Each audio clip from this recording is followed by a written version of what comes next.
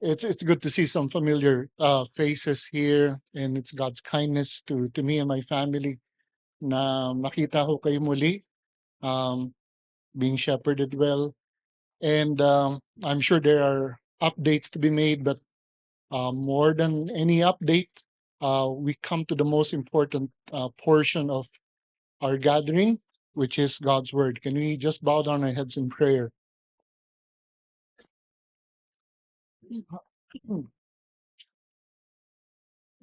Panginoon, napakabuti niyo po upang pagtipunin kami sa umaga pong ito upang maunawaan, mapagtanto ang inyong biyaya at kabutihan sa amin at ang inyong katotohanan nga, ang inyong kaligtasan ay siyang sandigan namin sa lahat ng oras, sa lahat ng sitwasyon. Naway kayo pong maluwalhati sa lahat ng masasabi mula sa inyong salita. Nang sa ganun, ng inyong mga tupa, ang inyong iglesia ay tunay na mapalakas, mabigyan ng pag-asa, maituon ang pansin at ang buong buhay patuloy sa inyong kadakilaan, sa inyong pangalan. Na ito po yung hindi lang po magisnan ng panandalian ngayong umaga, kundi po patuloy naming saliksikin, hanapin, at ikatuwa at ikagalak sa aming buhay. Salamat po sa mga awitin kanina na siya pong tunay na nagpapalambot ng aming mga puso, tunay na tinatawag at inaakit kaming sambahin ang inyong dakilang pangalan. Panginoon, sa lahat ng ito, kayo pong manguna.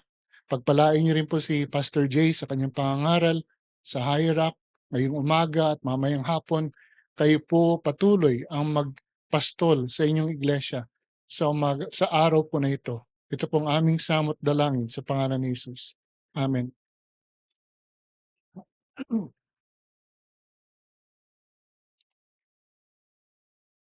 One of the great abiding and pain-filled questions from God's people would be perhaps the questions coming from the Psalms. How long, O Lord, how long will you hide your face from me? And the asking as to when our trial shall end. O kailan po ba matatapos? Bakit po naisulat ito? Kailan po matatapos ang paghihirap, ang pagdurusa ng iyong mga hinirang? In asking, when shall we see justice delivered upon those who have been persecuted? Not just in this age, but in every church age that there was. And it's easy to ask that because of the horrible stories and the unbelievable stories of monstrosity committed against God's people. At kung kayo po yung nagbabasa ng mga aklat na tinutukoy yung kasaysayan ng iglesia, makikita niyo po to ang pag-uusig, ang pasakit na ginagawa po sa mga mananampalataya. Ang masakit pa nun, parang walang pakialam ang mundong nakakakita. Oo, nakakaawa naman kayo. Pero yun po, inahahagis po natin, ay bubuntong po natin yun sa Panginoon. At nasasabi po natin, parang ang Diyos din walang pakialam sa ating dinadaanan, sa ating mga pasakit.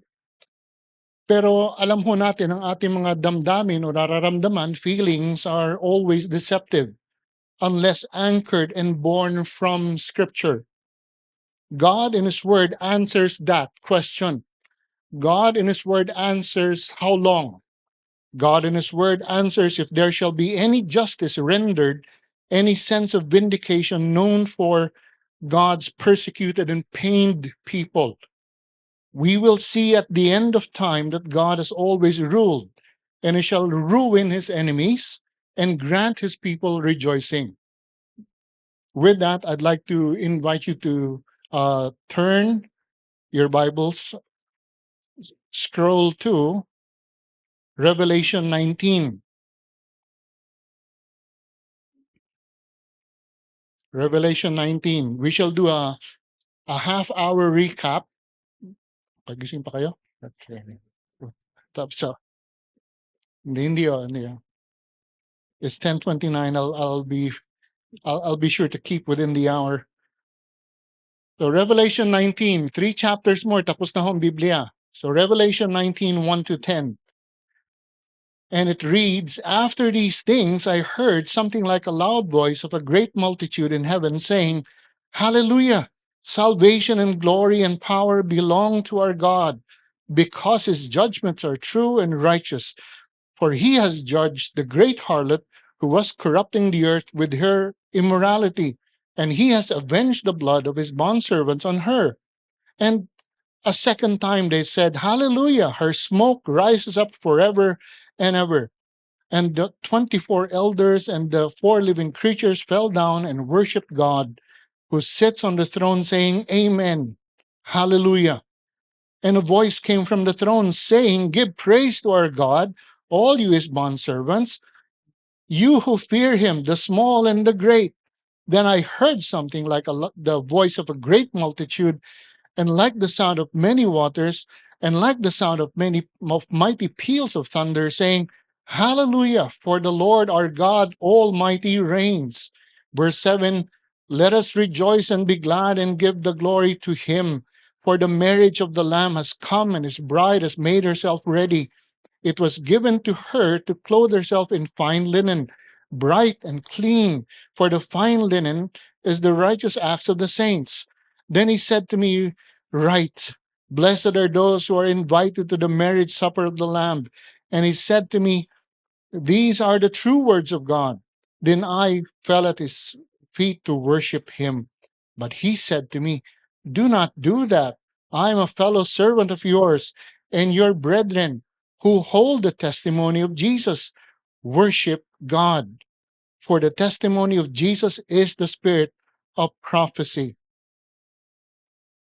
Now, I just realized, hindi naman po sinasadya, kasama ho talaga tayo dito, no? Bondservant, nakalagay ho kasi dito talaga, no? Ngayon ko lang na-realize yun. Ang galing. Okay.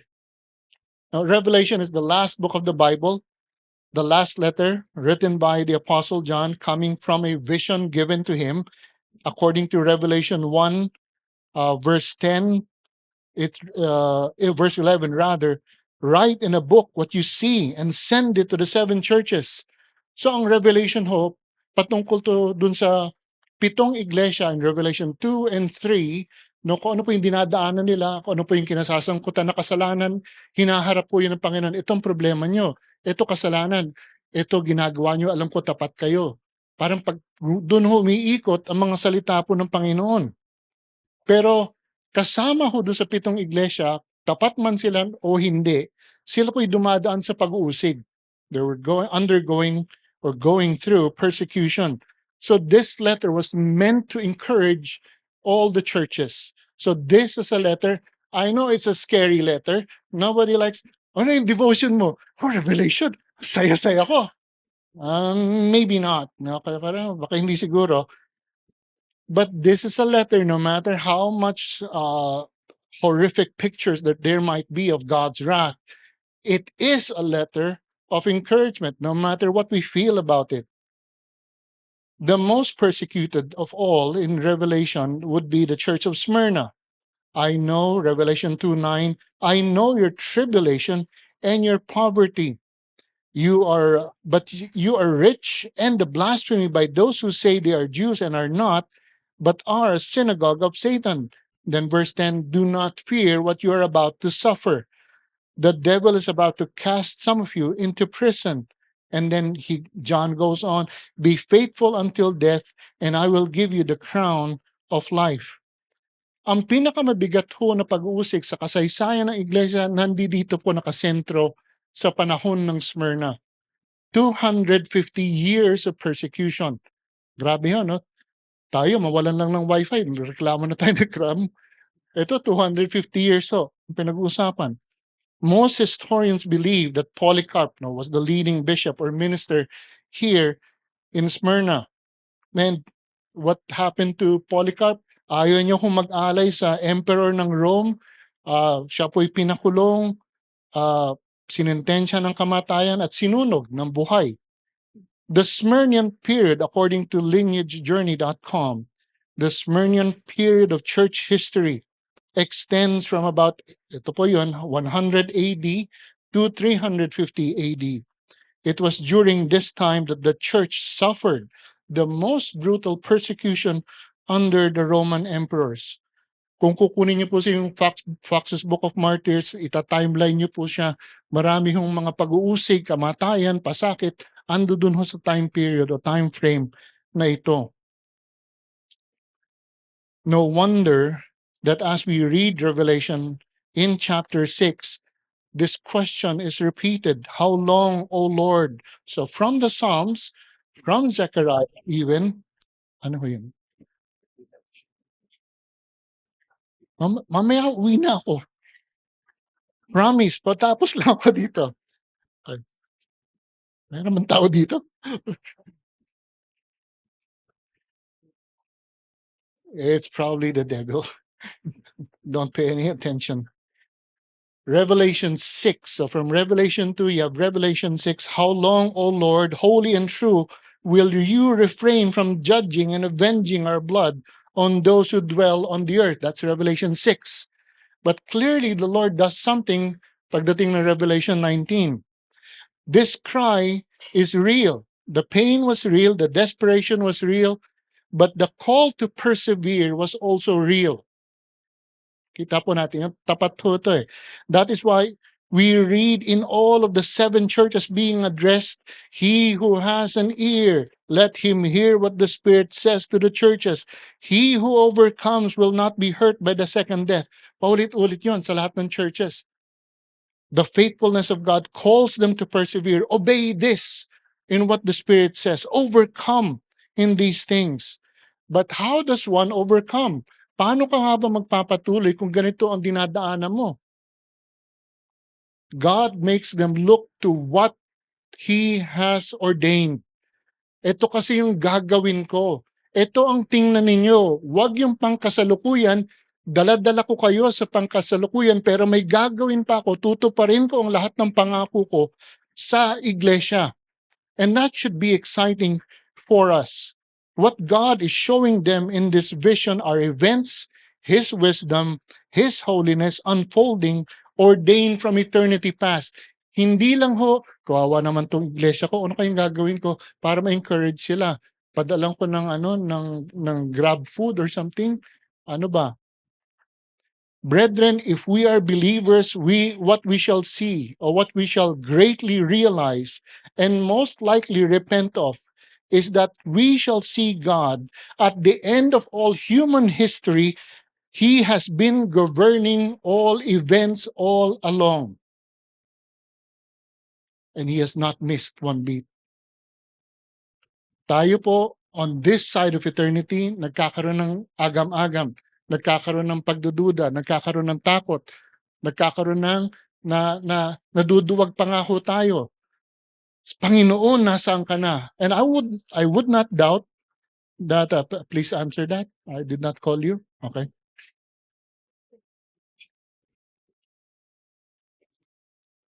Makikita ho natin na sa lahat ng ito na hindi po nagpabaya ang Panginoon. Hindi po, sila nga mismo, hindi ako magdududa, sabi ko nga, na sila mismo, baka nagkaroon ng agam-agam, Panginoon, nasaan na ang tagapagligtas? Hebrews has that. The book of Hebrews has that. No? Sabi mo, tagapagligtas ka, bakit? Yung mga anghel yata, mas makapangyarihan pa. But the Lord will prove everything at the end that He has not missed one day. As a father would rightly comfort his children by saying, everything will be all right by tomorrow. Tomorrow is another day. Di ba tayo mga magulang, sinasabi natin sa mga anak natin yon. O tayo, napagsabihin ng ating mga magulang na huwag kang mag-alala anak, bukas, panibagong araw, panibagong pag-asa. Hindi ho ba? Sinasabi natin yon. And God, in a most magnanimous way, does this to the 7 churches. God does the same by supplying an ever-present grace for the persecuted church, not simply to persevere, but to look forward. There is a day coming that you shall see what I will do to keep my promises. And all that is rightly included in the future events of chapter 19. Chapter 19 shows us great rejoicing, as many preachers and Bible subtitles have labeled this section, the fourfold. You might have noticed that as we read the fourfold hallelujah. and the marriage supper of the Lamb, beginning from verse 7. Revelation 19 begins after these things. No? It makes us look back. Ano ba yung after these things? Pagkatapos ng mga bagay na ito, the particular target of God's wrath, the Antichrist, worldwide religious, political, and economic empire, symbolized by its capital city of Babylon, shall be destroyed. Pagkatapos kong wasakin ang lahat ng aking kaaway, ito ang papakita ko sa inyo. Tingnan nyo ang gagawin ko. Many believers, sabi ko nga, ayaw natin basahin to, but this is God ruling. This is not God having an appendix to all of Christian history and saying, oh, by the way, I forgot to say these things. You might want to take note of these things. Kaya nga ho, pag sinasabing at the start of of chapter 19, after this, hindi ho to pwedeng basahin sa isang parang walang pakialam na paraan. It mustn't be read in a boring, passive tone as many of us have in grade school, elementary speech class. Para ho doon sa inyo na sa elementary, may speech class ho kayo noon. Naalala ko pa ho yung grade 2 speech class teacher ko. Mr. Figueras, cadence, diction, emphasis. As if I understood those words. No, grade 2 eh. Huh? Lunch? Oh, yun yung intindi ko. Recess, lunch, PE. Yan. Hindi ko boring ito. This calls us to be excited. Look at what I'm going to do. Hindi ba nga ho tayo, mga Pilipino, mapangakuan lang ng Jollibee? Not, di ba? Isang tulog na lang, di ba? Yun ang commercial.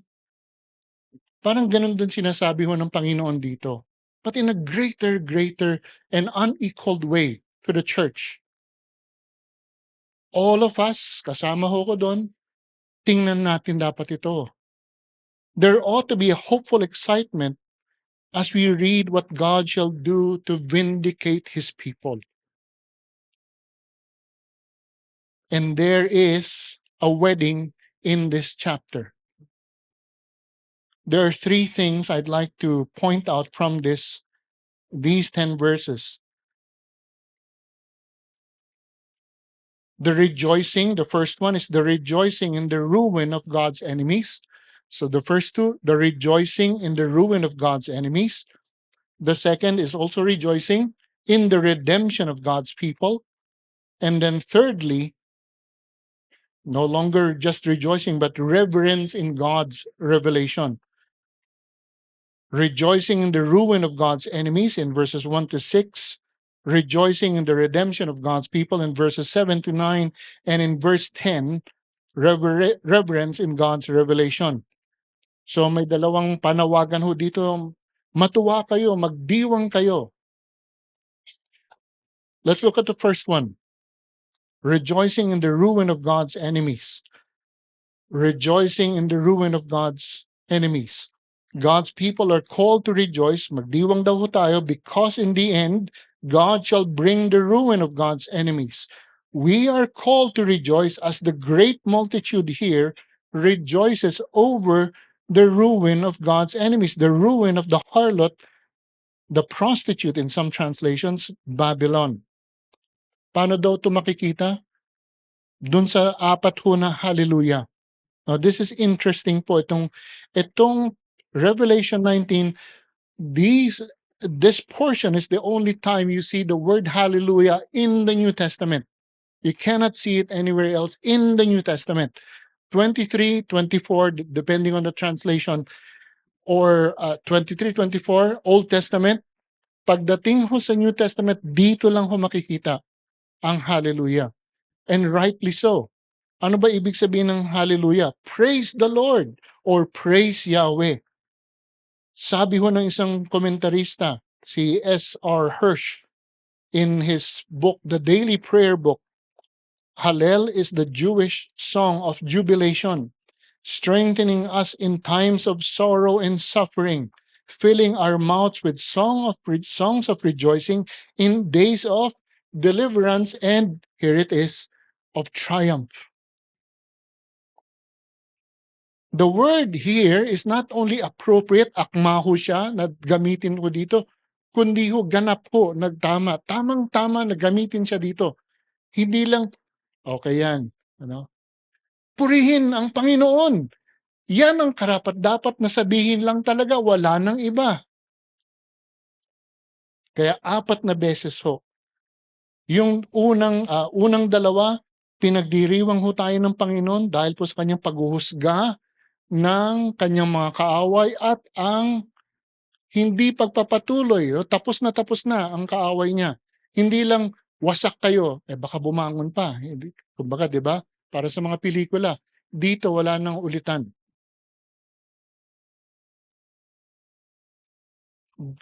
Great has been the judgment of Babylon, and rightly so. For it has, as we read, corrupted the earth with her immorality. And for many shades of writers here, sexual immorality. At totoo ho yan, kung titingnan niyo po mundo natin, karumal-dumal na ho ang mga kasalanan na ginagawa, kasalanang sexual sa mundo po natin.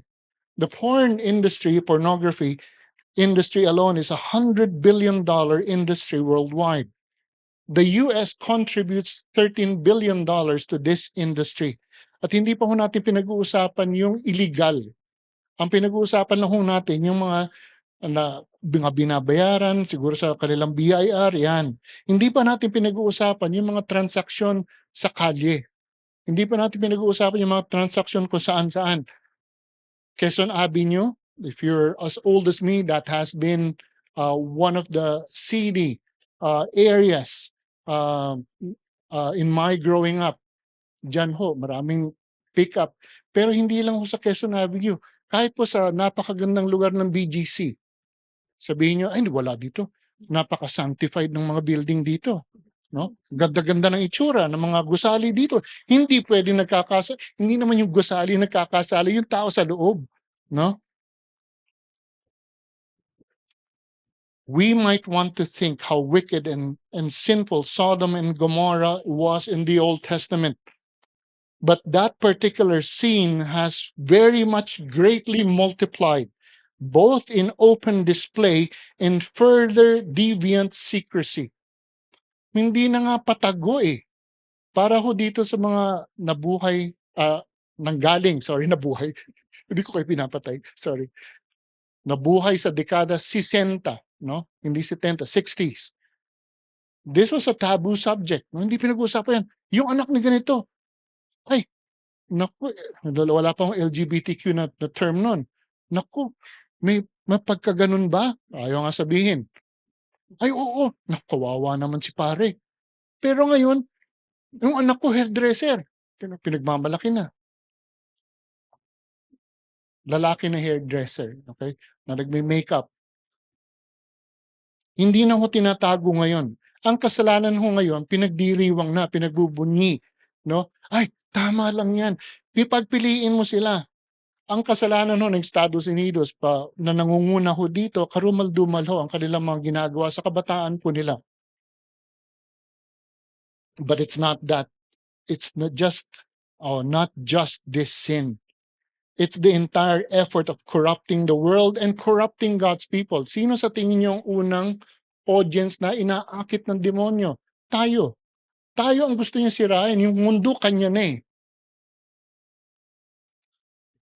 Kasama na doon ang demonic activity, yung kayabangan, the gross materialism that shall be seen and judged at the end of this world. Sabi ko sa chapter 18, verse 12 to 13, meron daw pong pangangalakal sa ginto at may pangangalakal din sa mga tao mismo. Binibenta ho ang tao. At sa panahon natin, parang ando doon na yun, hindi ho ba? Human trafficking. How much does human trafficking make in terms of profit? $150 billion a year. 25 million people exploited every year. 25 million is the equivalent of the population of Australia. Pero hindi nga natatapos doon. Ang talagang paghuhusga ng Panginoon, ang pinakamadiin, ay dahil po pinatay ang mga maraming mananampalataya. Kaya nga sa verse 18:24, He has avenged the blood of His bondservants on her. At paano po wawasakin ng Panginoon ang mundong ito? Paano niya huhusgahan? Revelation 17, go back, 17 and 18 ang backstory po nito.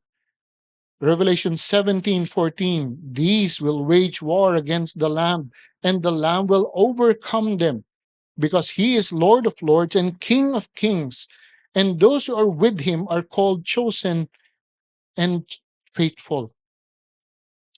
Paano po ang pagwawasak? Paano po ang pagkatalo ng mga kaaway po ng Panginoon?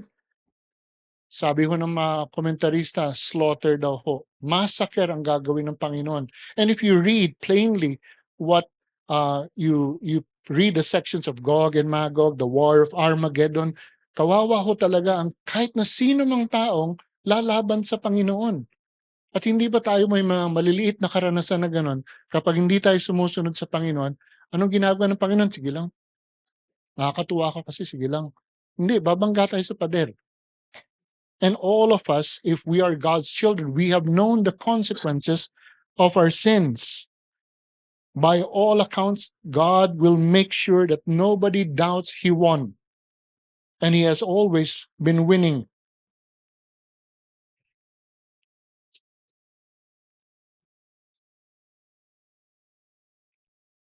Chapter 16 pa nga ho. What makes this war so much foolish? Chapter 6, you read that when you get home, chapter 16, hinuhusgahan na nga ng Panginoon ang buong mundo with the bold judgments. Yung masasakit at nakapandidiring mga sugat o painful sores, yung dagat po ay magiging parang dugo, mga ilog at mga bukal, magiging dugo din. Magiging mainit ho. Kung nagre-reklamo ho tayo sa summer, dito po talaga mainit na ho. Paghuhusga na ho kasi ng Panginoon. Then there shall be darkness. The river Euphrates shall dry up. For what purpose? For what purpose? One book says the eastern armies will need to cross the Euphrates to reach their ultimate destination. Which is that?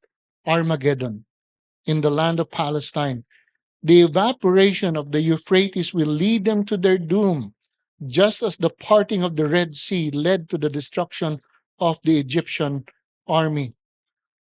Sino po nag-orchestrate? Sino po nagdidirect ng lahat ng to? Bakit matutuyo yung ilog na yon? Ang Panginoon. Wala naman hong nangyayari sa mundong ito na hindi hinahayaan o inaakda ng ating Diyos. Pero dito po, sige, makakatawid tayo. Lulusubin natin sila, tatapusin natin ng Diyos. Can you hear the foolishness of those statements? Tatapusin nila ang Panginoon. But God judges them.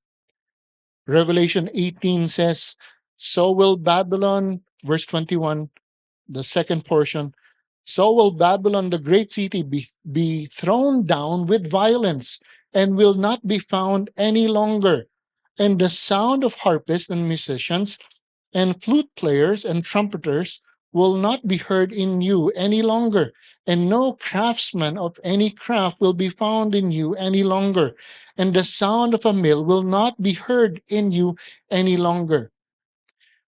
All sense of accepted normalcy or wicked normalcy, kung ano man ang pagpangkaraniwan sa atin nangyayari sa panahon natin ngayon o sa panahon nila sa hinaharap, tatapusin at babaguhin ng Panginoon. Nangangalakal ba kayo sa ganitong paraan? Tatapusin ko yan. Tayo po, andyan ang 7-Eleven sa labas, andyan ang complex, madaling bumili ng pagkain. Babaguhin yan ng Panginoon. Sana po wala na ho tayo dito sa puntong ito. Nakakatakot ho ito. Babaguhin ng Panginoon. The simplest food dynamics will change. We won't be able to buy food just anywhere. Naisip niyo ba yon? Ay dyan lang sa harap, busog na busog. Nung pandemic, hindi ba nagbukas si Aling Belen? Kilala niyo ba si Aling Belen? Nasa Revelation 23 ho. Pasalamat ako sa Diyos. Hindi ba? Bukas yung tindahan nila eh. Praise God for these blessings. Pero even that will be gone. All sense of, what is the point of the Lord here? I take away every sense of hope so you can find hope in me. Pero even then, the unbelievers will persist. Sabi pa nga dito, no more music, no? Imagine nyo, yung panahon na yun, walang musika, walang tugtog. Ngayon nga, Spotify, no? YouTube, may tugtog. Darating ang araw, titigil po lahat ng klaseng patugtog, kantahan, etc. Bakit ho? Paghuhusga pa rin ng Panginoon. Wala na kayong kukunan ng pang-aliw o kaaliwan. Tatapusin ko lahat to para matakot talaga kayo. What is being judged here? Gusto lang ba ng Panginoon? No, there's rebellion, there's sin. God judges them because of these things. And God shall end all their evil in this life and bring them into eternal punishment. And in all of the things that God shall do in judgment, it shows off His glory. Kaya nga ho, ang sinasabi ho dito, His judgments are righteous and true. May kapangyarihan ng gustong pamalas ho dito ang Panginoon. And there shall be nothing wrong in God's judgment. Si John MacArthur commenting on this particular section, sabi niya, that the smoke rises up forever and ever indicates that this judgment is final, permanent, and irreversible. The language is similar to that used of God's destruction of Sodom and Gomorrah. The flames and smoke will eventually die out, but the judgment is eternal on the souls of the sinners destroyed. If you've read books and watched documentaries, ang Sodom and Gomorrah, hindi ho ba sa ilalim ng surface ng lupa, meron pong sulfur, no? Nanunuot yung pag-uusga ng Panginoon. At sinasabi ho dito, pag umaangat daw po ang usok ho dito sa kanyang pag-uusga, tapos na. Ano pang gusto niyong hanapin? Wala na kayong hanapin. Wala na kayong pag-asang manalo sa akin. And because of this, the 24 elders and the 4 living creatures rejoice. Heaven rejoices. Yun po ang reaction ng buong kalangitan. These two groups, yung 4 ho na anghel, the cherubs or the high-ranking angels, and the 24 elders, mga kinatawan po ng iglesia, ay magdiriwang. Tayo po kasama ho dun sa pagdiriwang na yon. Wala pong naisip na baka naman magre-react tayo ng mali. Pag nag-react tayo ng mali, sabihin natin, sobra naman yan. May bubukas ho yung ilalim nyo, shoot ho kayo sa baba. No? Wala hong ganun. Kasi nakikita, ay, Panginoon, tama lang. Kasi nauna na ho yung pagtangis. How long, O Lord? How long? Then an angel, a voice from the throne, it says, will call believers both small and great. Sabi nga, purihin ninyo ang ating Diyos, kayong lahat ng naglilingkod sa Kanya nang may takot, dakila man o hindi. Parang mas maganda yung English, small and great, at maliit yun. Dito hindi. Pero ang punto ho nun, sino pa man kayo, kung kayo po ay na kay Kristo, ang magiging tugon ho natin sa lahat ng ginagawa ng Panginoon ay papuri. Magpupuri ho talaga tayo. And when they do, it will sound like when we do, it will sound like the rushing of mighty waves like thunder. Naisip niyo ba yon? Di ba ko sa mga, minsan may mga komedyante nagsasabi yung, and applause. Wala akong kwenta yon. Walang kwenta. This will be enormous and epic, ika nga. That must be a fearful sight and sound to behold if you are not in Christ. But if we are in Christ, we will belong to this celebratory group, giving praises as if to say, finally, the Lord has judged. Finally, the Lord has vindicated. Finally, we see Him continually, completely faithful to His word. And which we all say in unison, hallelujah, for the Lord God Almighty reigns. You still with me?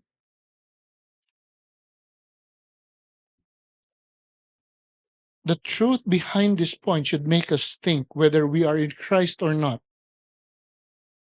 Anyone not in Christ, when these things happen, shall have a front row seat and be a witness to God's wrath on earth. Of course, the scarier truth shall be if anyone seeing this does not repent, then there's a greater destruction awaiting. Nakakatakot na ho yung mangyayari, pero mas nakakatakot ho yung pagkatapos ng buhay na ito na hindi tayo nagsisi, may mas nakakatakot pa. Sapagkat ang binabangga ho dito ay kabanalan ng Panginoon. Hindi lang kapangyarihan, kundi kabanalan. The gospel, the truth of God's Son being sent for our sins, rejected by the world, shall be the epic cornerstone, as we have heard. The cornerstone whom this world has rejected, the cornerstone whom is rejected by the world shall be judged for their rejection of the sending of God's Son. But if you are in Christ, this is a point of rejoicing for you and for me. Because the doubt and unbelief of God's people shall be addressed and rebuked. The world's skepticism shall be rebuked. God's people for all time shall be vindicated. Read Philippians 1:9-11. Every knee shall bow, whether they believe it, they like it or not, you will bow. Because the Lord will show himself who he is. What did you read earlier? King of kings, Lord of lords. Because God is faithful. As he closes out the last portions of time itself, he makes sure that the world knows God shall judge those who are on the side of sin and the devil and those who have hurt his church. Halfway po. Yun yung mark ko nun. Halfway na tayo. Huh? What? Oh, mas gusto ko dito. Ay, kulay. Okay.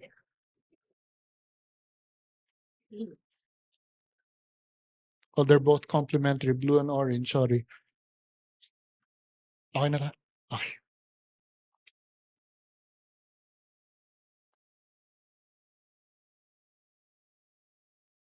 If we are in Christ, we are called to nurture this. Look forward to the point of great rejoicing that is coming, surely coming. Second,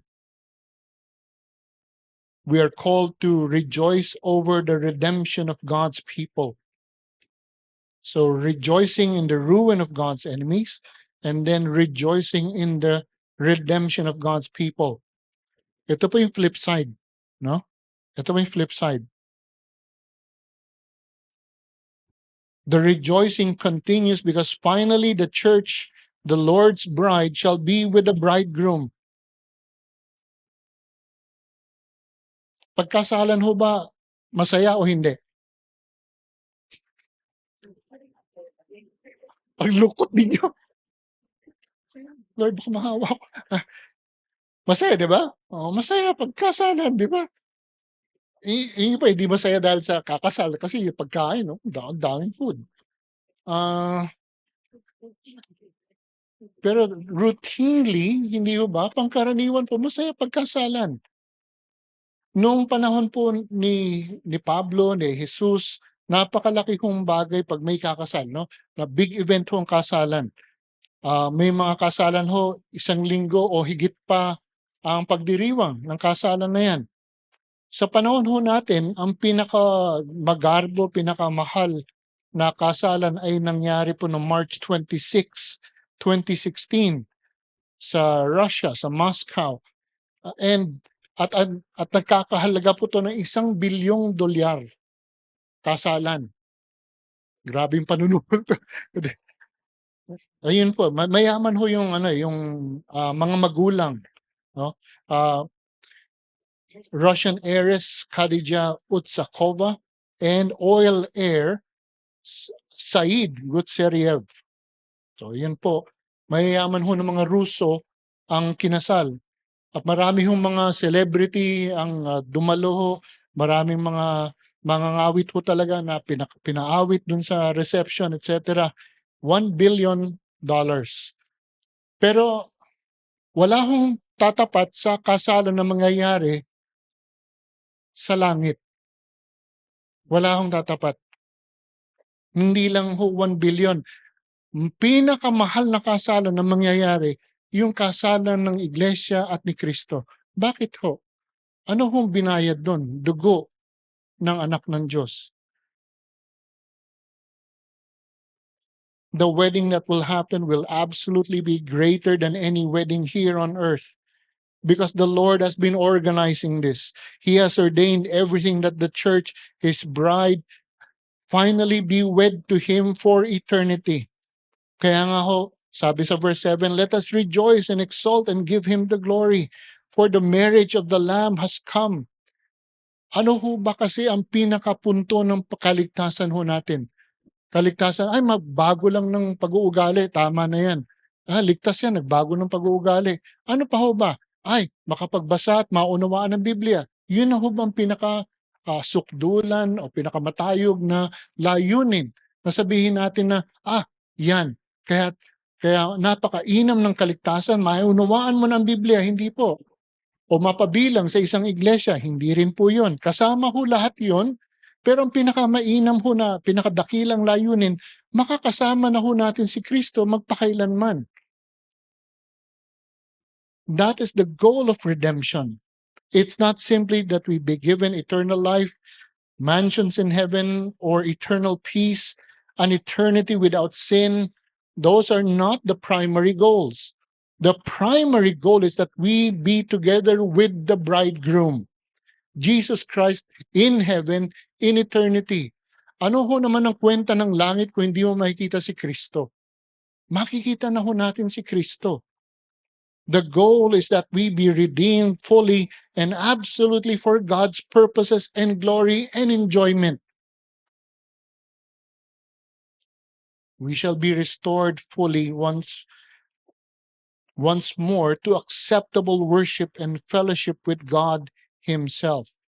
In Ephesians 5:25 to 27, it reads, Husbands, love your wives, just as Christ also loved the church and gave Himself up for her, so that He might sanctify her, having cleansed her by the washing of water with the word. And verse 27 reads, that He might present to Himself the church in all her glory, having no spot or wrinkle or any such thing, but that she would be blameless.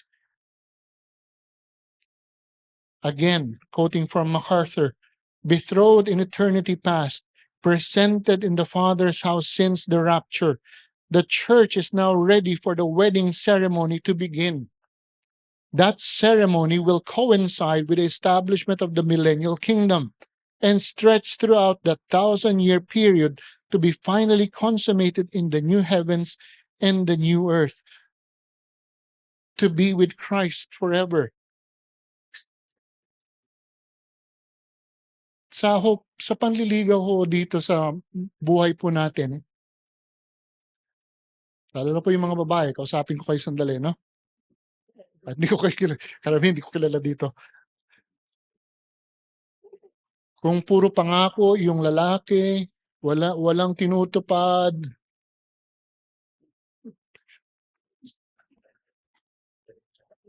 baka walang tinutupad eh. Walang kwenta ang kahaba-habang ligawan kung walang kasalan. Wala kwenta ang mga pangako kapag napako lahat ito. The Lord has promised, He has saved us. The Lord has promised and He shall keep His promise to bring us into His eternal kingdom. And the Lord, brethren, no matter how much we feel if He has abandoned us or not, He has never abandoned us. And He shall fulfill His promise. So verse 8 pa nga, it was given to her to clothe herself in fine linen, bright and clean. No, napakaganda ho ng itsura ng iglesia pagdating ng araw na yon. Bright and clean. Don't you hear the words of Paul here? Having no spot or wrinkle, holy and blameless. The bride is like this because of what God has done. Tayo po magiging maganda po mga itsura natin. Bakit po? Dahil sa ginawa ng Panginoon sa kaligtasan at yung mga matutuwid na mabubuting gawain na nakaangkla, nakakabit ho sa ating kaligtasan. The fine linen, the righteous acts of the saints, says John. We have indeed been saved by grace and because of love, mercy resulting in good works that God himself prepared beforehand in eternity. This will be our wedding gown. The celebration is more glorious because of God's grace, bringing the bride of Christ to heaven. Ito na hong maranyapit, pinakamaganda, sabihin na natin maingay, loud in a sense of ang dami hong magdiriwang, ang dami hong magsasabi, napakaganda, napakagaling ng ginawa ng Panginoon. At ito pa ho, in verse 9 it says, right, blessed are those who are invited to the marriage supper of the Lamb. Ano ibig sabihin nun? Tayo lang po ba? The recipients of this blessing, the invited guests, make them a distinct group from the church. So, sino po yung invited guests? These guests represent Old Testament believers. Abraham, Isaac, Jacob, the prophets, all the heroes of Hebrews 11 will be among the invited guests. John the Baptist also will be there. Hindi ba ho star-studded yung ating kasalan? Ang galing. And maybe you have Old Testament heroes that you would like to ask questions. They will be there for the rest of eternity. They will be there. The greatest gathering of people, of any people that will ever be, shall be in this wedding. It is the greatest because they have been gathered by God's omnipotence and grace. And if we are in Christ, this is something that we shall be a part of. This ought to be a reminder for us that the life we have as believers is not just for today. Do not live your life just for today. Because the Bible says, look forward. There are coming days. Not just for today or for tomorrow, but for the ages to come. There is more ahead. Di ba nakakatawa yun?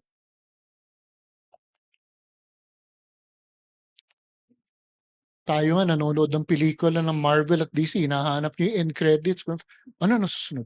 Ano nangyari? No? Bakit nandyan yung character na yan? Bakit hindi yata siya dito? Dapat sa DC yan. Bakit nasa Marvel movie? We look forward to those things, no matter how insignificant they may be in eternity. But we do look forward to them, correct? Tayo lang nanonood. I admit, I look forward to them. I'm not enslaved by it. But brethren, the Lord calls us to something greater that shall happen as the days go on. And we inch ever closer on a daily basis to these things. Yun po nakakatawa. Yun po nakakapagbigay dapat ng pag-asa. And all of these things is undeserved kindness, undeserved salvation through Jesus Christ. This is something that we shall indeed celebrate in heaven for the rest of eternity. Milyon-milyon o bilyon ng mga tao na magbabanggit ng kanilang mga kwento. Paano ko nakarating dito? Ito ang kwento ko. Paano ko naligtas? Ito ang kwento ko. Paulit-ulit, si Charles Spurgeon mapapakinggan natin, sila Tozer mapapakinggan natin. Lahat ng klaseng tao, ang mga apostol mapapakinggan po natin. Kayo po, kung kayo po na kay Kristo, kasama ho kayo dito sa kwentong ito. Pakikinggan, ipagdiriwang ang mga kwento ho natin sa mga pangit na pinanggalingan natin ng kasalanan sa kalinisan ayon sa kaligtasan ng Panginoon. And brethren, we should nurture this hope even today. Do not live your life without looking forward.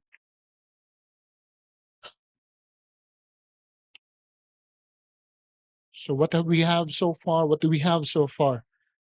The rejoicing because of the ruin of God's enemies, the rejoicing in the redemption of God's people, and then lastly, reverence in God's revelation. He said to me, verse 9, these are the true words of God. And then in verse 10, for the testimony of Jesus is the spirit of prophecy. Sa kahuli-hulihan ng lahat ng ito, ang pag-uudyok, ang utos ho sa atin ng Panginoon, sambahin siya. At the end of these contrasting but connected reasons of rejoicing is that of worship and reverence. Kasi ang tanong, ito gagawin ko, ito gagawin ko. Kayo, parang ganon. Kayo, anong gagawin nyo? How do we respond? Worship at all of what God has done that is anchored in what He had spoken on these things. He has said He will do. He has said He will do. That is always the faithfulness of God. Tinuwid pa nga ng anghel dito si John sapagkat si John nagsamba ho sa kanya. Pero sabi nung anghel, wag mo ko sasambahin, kasama mo kong naglilingkod lang sa Panginoon. At ang hinahawakan ko at hinahawakan mo, ang hinahawakan din ng mga kapatid natin. Ano yun? Yung sinasabi ng buong Biblia patungkol kay Kristo. Si Kristo po kasi ang sentro. Ang galing ho, no? Sa kahaba-haba ng Biblia, uuwi kanino? Kay Kristo. Dito nyo makikita kung sino ang nagtatahi. Anong pangalan na nagtatahi sa lahat ng 66 na aklat ng Biblia. These things have come about only because God has been faithful to every word laid out as a prophecy, laid out as a pattern of life, laid out as a call to salvation in His Son, in which all the promises of God are given through Him. Hindi ba ho napakaganda? This is what the prophets were speaking of. This is what Paul was saying, all going back to Him. This is what the angel even holds on to. And at the end of it, the angel says, worship God. Sa lahat ho ng ating nababasa, sa lahat ho ng ating napapakinggan mula sa Biblia, sa mga tapat na pangangaral, mga tapat na libro na ating nababasa, meron hong dapat pagdiriwang sa katapatan ng Panginoon sa lahat ng kanyang sinabi. Sapagkat sa lahat ng kanyang sinabi, tutuparin niya. Sa lahat ng kanyang sinabi, tinutupad niya ito sa lahat ng oras sa buhay natin kahit ngayon. Lalo na ngayon, nagtipon tayo. Lalo na ngayon, pinapaalalahanan po tayo. Pero bukas, kahit ninyo na makita, ako, pero para lang kung nakita tayo sa complex bukas, ang salita niya, buo. Ang salita niya, pareho pa rin ang sinasabi. Ang salita niya na bit-bit ho natin, nasa bahay po natin, yun pa rin ang sasabihin.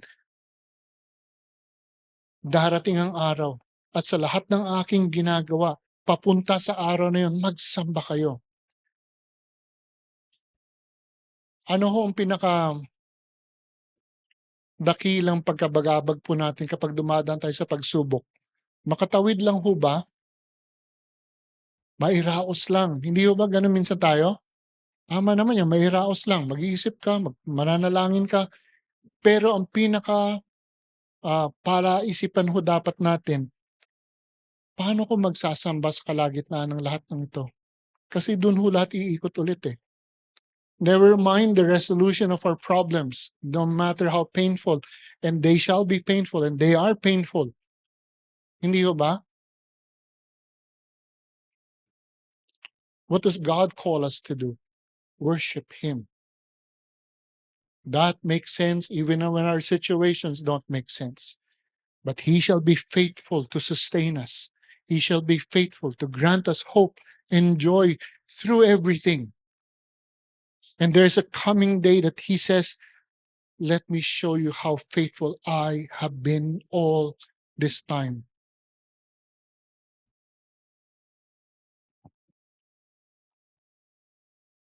Nakakapanliit.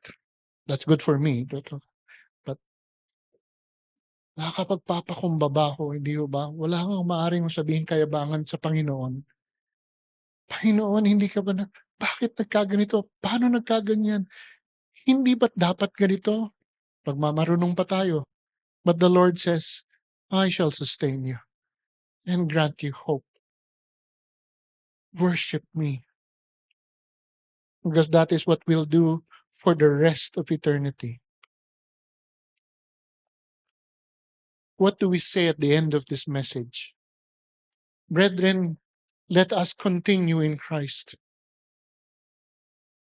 The exiled apostle would have been greatly encouraged by what he had just witnessed, that in spite of the painful circumstances of the churches were going through, they were not in a lost cause. They were not following a defeated leader. The brethren had not died in vain. In spite of what was seeming loss now to them, God will overturn and eventually show us his church and the entire universe that he has always been perfectly, calmly ruling. And in the defeat of God's enemies, it will not be a close shave, but an overwhelming destruction.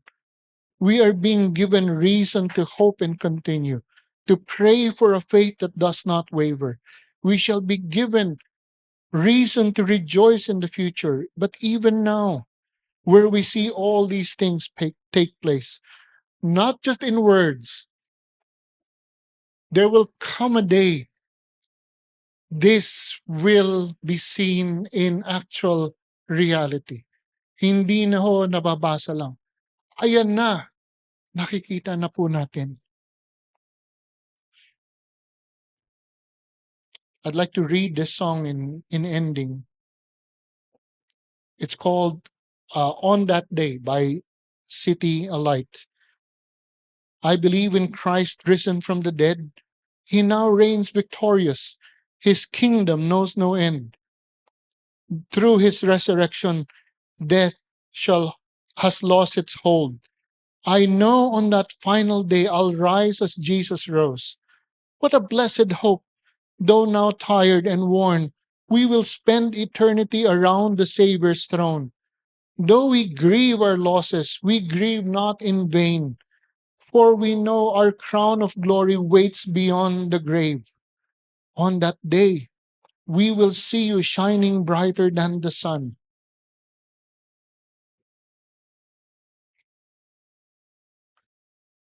On that day, we will know you as we lift our voice as one. Till that day, we will praise you for your never-ending grace.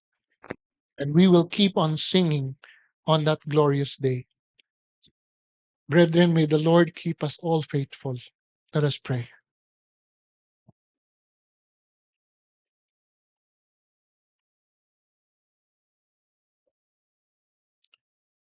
Panginoon, napakabuti niyo po upang ipangaral sa amin, kasama po ako doon, ang lahat ng alituntunin at katotohanan ng iyong salita mula dito po sa Aklat ng Pahayag. Panginoon, kung meron mang kami mga pagkukulang o kasalanan na pinakita niyo po dahil po sa inyong salita, turuan niyo po kami at bigyan ng kalakasan, magsisi, magpakumbaba, at manumbalik ang loob at ang buong buhay po sa inyong pangalan. Naway sa lahat ng aming pinagdadaanan, marahil katulad ng mga iglesia dito po sa Revelation, Panginoon, paalala niyo po sa amin na hindi po kayo nagkukulang sa kalakasan, sa karunungan, sa pag-asa na binibigay niyo sa bawat sandali. Sa lahat din ng ito, paalala niyo po sa amin na ang buhay po namin ay hindi lang pira-pirasong mga araw na pinagdidikit sa isang linggo, mahaba sa isang taon, at maraming panahon pa ang naididikit. Kundi mayroong paparating na panahon na bahagi din ng buhay po namin sa inyo na siyang paparating, na siyang ipapakita niyo po, totoo ang lahat ng aking sinabi. At naway, gawin niyo pong mapagdiwang ang aming mga puso at isipan. Tulungan niyo po kaming tumingin sa mga araw na hinaharap, na balang araw makikita po namin kayo. Panginoon, salamat sa krus ng Kalbaryo. na kung saan lahat nagkakaroon ng saysay, nagkakaroon ng pag-unawa, Panginoon, sa lahat ng aming katayuan at kalagayan sa buhay. Naway sa lahat ng ito, may pagdiwang mapapurihan po ang iyong anak. Kayo po, Panginoon Diyos Ama, at ang banal na Espiritu na siyang nag-akda ng lahat ng ito, na ang kaligtasan ay maibigay sa mga makasalanang katulad namin. Panginoon, ingatan niyo po ang inyong pangalan patuloy sa buhay po namin. Oh dear Lord, we pray for all of us here and all faithful churches. Please keep us faithful. Thank you so much for all these things. In the name of Jesus Christ, we pray. Amen.